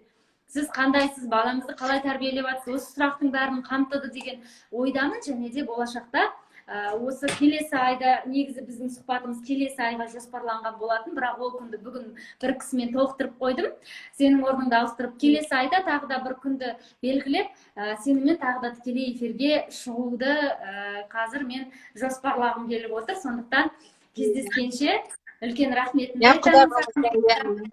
Жаңа дайректегі запростар деген негізі басында анау ең бірінші күшті активность болып жатқан кезде жаңағы негізі менің атам кухняда күшті аспаз, ол жайлы айтып өтпеппін, жаңа бағана ұмытып кеттім. Ол кісі күшті, неше түрлі нәрсені істегенді жақсы көреді. Мә, сенің атаң күшті ғой, маған да сенің атаңды берші деп сөйтіп сұрайтын болатын тұғын. Сол кезде атамның ұсынған жаңа мороженое болсын, рецепттері болсын, барлығын жаңағы сұрап оқырмандар сөйтіп сұранысқа ие болды да. Сол кезде менде запрос деген көп, жаңағыдай топ тұршы +89 сөйтіп +90 деген кезде мен деген қатты қуандым, өйткені менде запросты көремін деп ойлаған жоқпын, +99 деп сообщение. Бірақ менің бір нем бүкіл ашып оқуға тырысамын мен. Иә. Сол барлығын оқып жауап беруге тырысамын, өйткені әрқайсысы сұрақ қояды, жауап береді, жауап беруге тырысамын.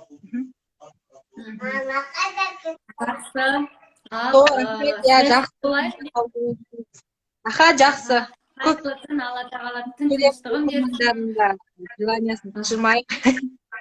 Жақсы. Сау саламатта болайық, Бекзада. Рахмет, сұхбатқа келіскен. Аха, жақсы.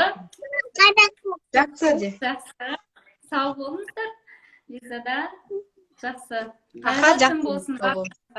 Аха, жақсы. Сізге де қайырлы түн, рахмет көп-көп. Аха, жақсы.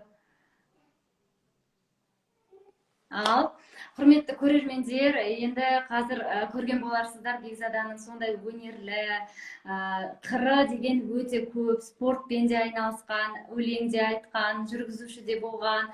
Енді айта берсең көп, үлкен алғысымды білдіремін. Бекзадаға осылай сұхбатты қыздырып, жандырып, өзінің ойын жеткізіп, әр сұраққа ашықтай жауап беріп, толықтай қамтып әр сұрақты, үлкен алғысымды білдіремін. Сіздер де қолдап, жазып, өздеріңіздің пікірлеріңізді жазып атқандарыңыз үшін үлкен алғысымды білдіремін, басымды иемін. Яғни күнделікті осылай кіріп, өздеріңіздің пікірлеріңізді, сауалдарыңызды қоя отырсаңыздар болады, мархабат. Себебі әр блогер сұрақ қоюға тұрарлы, ол кісілердің де жасап жатқаны жұмыс.